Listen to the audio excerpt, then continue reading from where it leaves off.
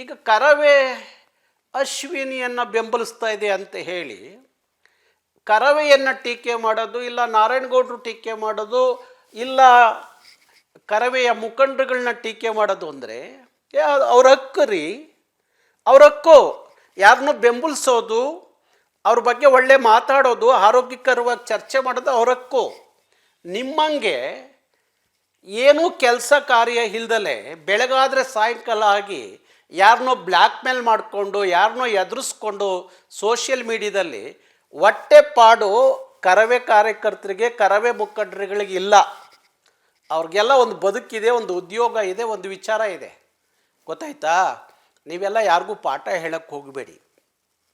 ಅಶ್ವಿನಿಯನ್ನು ಯಾಕೆ ಬೆಂಬಲಿಸ್ತಾ ಇದೆ ಕರವೇ? 20 ವರ್ಷ ಕನ್ನಡ, ಕರ್ನಾಟಕ, ಕನ್ನಡಿಗ ಅಂತ ಹೇಳಿ ಬೀದಿಗೆ ನಿಂತಂಥ ಹೆಣ್ಣುಮಗಳು, ಈ ನಾಡಿಗಾಗಿ ನುಡಿಗಾಗಿ ಹೋರಾಟ ಮಾಡಿದಂಥ ಹೆಣ್ಣುಮಗಳು, ಅದಕ್ಕಾಗಿ ಕೇಸು, ಅದಕ್ಕಾಗಿ ಕೋರ್ಟ್ ಕಟ್ಕಟ್ಟೆ ನಿಂತಂಥ ಹೆಣ್ಣುಮಗಳು ಅವಳೇ ಅಲ್ಲ. ಅಶ್ವಿನಿ ಅಷ್ಟೇ ಅಲ್ಲ, ಯಾರೋ ಒಬ್ಬ ಕನ್ನಡದ ಹೋರಾಟಗಾರ ಬಿಗ್ ಬಾಸ್ನಲ್ಲಿ ಇದ್ದರೆ ಅವ್ರನ್ನ ಬೆಂಬಲಿಸುವಂಥ ಕೆಲಸ ಕರವೇ ಮಾಡ್ತಾ ಇತ್ತು. ಹಿಂದೆನೂ ಮಾಡಿದೆ. ಅವರು ಹೋರಾಟಗಾರರು ಅಂತ, ನಾಡು ನುಡಿಗಾಗಿ ಹೋರಾಟ ಮಾಡಿದ್ದಾರೆ ಅಂತ ಅಷ್ಟೇ. ಅಲ್ಲಿ ಯಾವ ಜಾತಿ, ಯಾವ ಧರ್ಮದ ಲೆಕ್ಕಾಚಾರವಲ್ಲ. ಆ ಲೆಕ್ಕಾಚಾರ ಕರವೇಗಿಲ್ಲ. ಕನ್ನಡ ಜಾತಿ, ಕನ್ನಡ ಧರ್ಮ, ಕನ್ನಡ ದೇವರು ಅಂತ ಹೇಳಿ ಯಾವ ಪಕ್ಷಗಳು, ಯಾವ ಸಂಘಟನೆಗಳು, ಯಾವ ಜನರು ಇಟ್ಕೊಂಡಿಲ್ಲ. ನಾವು ಇಟ್ಕೊಂಡಿದ್ದೀವಿ ಅದನ್ನು. ಆ ಸಿದ್ಧಾಂತವನ್ನು ಇಟ್ಕೊಂಡೇ ಬದುಕ್ತಾ ಇದ್ದೀವಿ. ಹೇಳ್ತಾರೆ ಯಾರು? ಕನಕದಾಸರು ಹೇಳ್ತಾರೆ. ಏನು ಹೇಳ್ತಾರೆ? ಕುರುಡು ಜನರ ಗುಂಪಿನಲ್ಲಿ ಆಮೆಯಂತಿರಬೇಕು,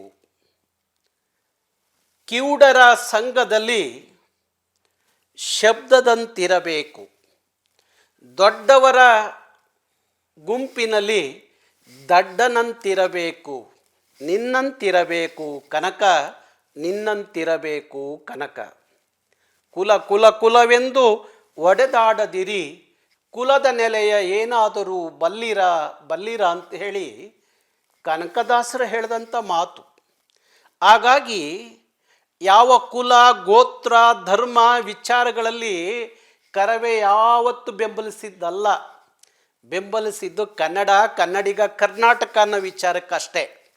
ಇದರ ಅರಿವಿಲ್ದಲ್ಲ ನಿಮ್ಮ ಹೊಟ್ಟೆಪಾಡಿಗೆ ಯಾರನ್ನೋ ಎದುರಿಸ್ಕೊಂಡು, ಯಾರನ್ನೋ ಬೆದರಿಸ್ಕೊಂಡು, ಯಾರನ್ನೋ ಬ್ಲ್ಯಾಕ್ ಮೇಲ್ ಮಾಡಿಕೊಂಡು ಬದುಕೋ ನೀವುಗಳು ಕನ್ನಡಿಗರಿಗೆ, ಹೋರಾಟಗಾರರಿಗೆ ಉಪದೇಶ ಮಾಡ್ತೀರಾ?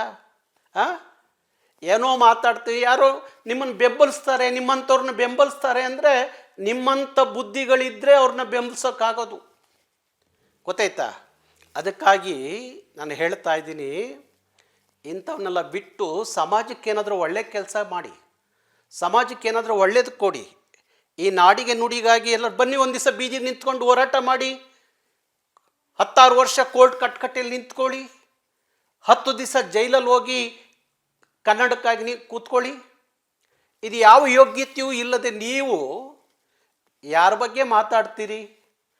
ಯಾರ ಬಗ್ಗೆ ಮಾತಾಡೋಕ್ಕೆ ಹೋಗ್ತಾ ಇದ್ದೀರಿ? ಅದೇನೋ ಗಾಜಿನ ಮನೆ ನಿಂತ್ಕೊಂಡು ಕಲ್ಲು ಹೊಡಿತೀರಿ ನನಗೆ. ಇದೆಲ್ಲ ಬಿಟ್ಬಿಡಿ. ಗಾಜಿನ ಮನೇಲಿ ಕಲ್ಲು ಹೊಡೆದ್ರೆ ಯಾರಿಗೆ ಬೀಳುತ್ತೆ ಅನ್ನೋದು ಅರ್ಥ ಮಾಡಿಕೊಂಡ್ರೆ ಭಾರಿ ಚಂದ. ಉಪದೇಶ ಮಾಡಬೇಡಿ. ನೀವೆಲ್ಲ ಉಪದೇಶ ಮಾಡೋ ಯೋಗ್ಯತೆ ಕಳ್ಕೊಂಡಿದ್ದೀರಿ. ಯೋಗ್ಯತೆ ಇಲ್ದವರು ನೀವೆಂಥದ್ದು ಉಪದೇಶ ಮಾಡ್ತೀರಿ ಸಮಾಜಕ್ಕೆ, ವ್ಯವಸ್ಥೆಗೆ? ಏನು ಬಿಗ್ ಬಾಸ್ಗೆ ಹೋದರೇನು ಇಂಡಿಯಾ ಪಾಕಿಸ್ತಾನ ಮ್ಯಾಚ್ ಗೆದ್ದು ಬಂದ್ರೆ? ಇಲ್ಲ ಇಂಡಿಯಾ ಪಾಕಿಸ್ತಾನ, ಇಲ್ಲ ಇಂಡಿಯಾ ಚೀನಾದ ಗಡಿಯಲ್ಲಿ ನಿಂತು ಯುದ್ಧ ಮಾಡಿ ಬಂದವರ? ಅವ್ರ ಅಭಿಮಾನಕ್ಕೆ ಅವ್ರವ್ರನ್ನ ಬೆಂಬಲಿಸ್ತಾರೆ. ನಿಮ್ಮ ಅಭಿಮಾನಕ್ಕೆ ಬೆಂಬಲಿಸಿ. ಅದಕ್ಕೆ ಕರವೇ ಟೀಕೆ ಮಾಡೋದು, ನಾರಾಯಣಗೌಡರು ಟೀಕೆ ಮಾಡೋದು, ಇಲ್ಲೂ ಸಲ್ಲದ ಪೋಸ್ಟ್ಗಳು ಹಾಕಿರೆ ನಾವು ಭಾರಿ ಒಳ್ಳೆಯವರಿಗೆ ಒಳ್ಳೆಯವರು. ಗೊತ್ತಾಯ್ತಾ? ಸಾಧುಗೆ ಸಾಧು, ಮಾಧುರ್ಯಂಗೆ ಮಾಧುರ್ಯಂ, ಬಾದಿಪ್ಪ ಕಲಿಗೆ ಕಲಿಯುಗದ ವಿಪರೀತನ್. ಇವೆಲ್ಲ ಇಟ್ಕೋಬೇಡಿ ಕರವೇ ಜೊತೆಯಲ್ಲಿ. ನಮಗೆ ಕಾನೂನು ಹೋರಾಟ ಮಾಡೋದು ಗೊತ್ತಿದೆ, ಅದಕ್ಕೆ ಹೇಳಿದ್ದೀರಿ. ಇಡೀ 31 ಜಿಲ್ಲೆಯಲ್ಲಿ ಕರವೇ ಕಾರ್ಯಕರ್ತರು ಜಡಿದ್ರೆ ಕೇಸ್ನ ಅಲಿಬೇಕಾಗುತ್ತೆ 16 ವರ್ಷ ಎಲ್ಲ ಜಿಲ್ಲೆಗೂ. ಅದಕ್ಕೆ ಅವಕಾಶ ಕೊಡಬೇಡಿ. ಯಾಕೆಂದರೆ ನೀವು ಯಾರೂ ನಮ್ಮ ಶತ್ರುಗಳಲ್ಲ, ಎಲ್ಲ ನಮ್ಮ ನೆಲದ ಮಕ್ಕಳಿದ್ದೀರಿ, ಕನ್ನಡದ ಮಕ್ಕಳಿದ್ದಾವೆ. ನಮ್ಮನ್ನು ಕೆಡಕ್ಬೇಡ್ರಿ. ಹೋಗ್ರಿ, ದಮ್ಮಿದ್ರೆ ಅದು ಯಾವ ಮಾರ್ವಾಡಿನೋ, ಸಿಂಧಿನೋ, ತಮಿಳನೋ, ತೆಲುಗುನೋ ಮಾಡಬಾರ್ದು ಮಾಡ್ತಾ ಇರ್ತಾರಲ್ರಿ. ಹೋಗ್ರಿ, ಅವ್ರ ಜೊತೆ ನಿಮ್ಮ ಸಂಘರ್ಷ ಇಟ್ಕೊಳ್ಳಿ. ಕನ್ನಡ ಹೋರಾಟಗಾರರ ಜೊತೆ ಸಂಘರ್ಷ ಇಟ್ಕೋತಿರಲ್ಲ, ನಾಚಿಕೆ ಆಗಲ್ವಾ ನಿಮಗೆ? ಹಾಂ, ನೀವು ಏನು ಸೋಷಿಯಲ್ ಮೀಡಿಯಾದ ಏನು ಇವರ ನೀವು? ಹಾಂ, ಗೊತ್ತಿಲ್ವ ನಿಮ್ಮ ಬಂಡವಾಳಗಳು ನಮಗೆ? ಇದೆಲ್ಲ ಬೇಡ. ಏನಾದರೂ ಕನ್ನಡದ ನಾಡಿಗೆ ನುಡಿಗೆ ನಿಮ್ಮ ಸೇವೆ ಆಗಬೇಕು. ಈ ನೆಲದಲ್ಲಿ ಹುಟ್ಟಿದ ಋಣ ತೀರಿಸ್ಬೇಕು. ಈ ಮಣ್ಣಿನ ಋಣ. ಯಾರನ್ನೂ ಬ್ಲ್ಯಾಕ್ ಮೇಲ್ ಮಾಡೋದಲ್ಲ, ಯಾರನ್ನೂ ಇಟ್ಕೊಂಡು ಅದರಲ್ಲಿ ಮಜಾ ತಗೊಳ್ಳೋದಲ್ಲ, ಯಾರಿಗೋ ಮಜಾ ಕೊಡೋಕ್ಕೆ ಇನ್ಯಾರಿಗೋ ದ್ವೇಷ ಮಾಡೋದು ಅಲ್ಲ, ಅದಲ್ಲ.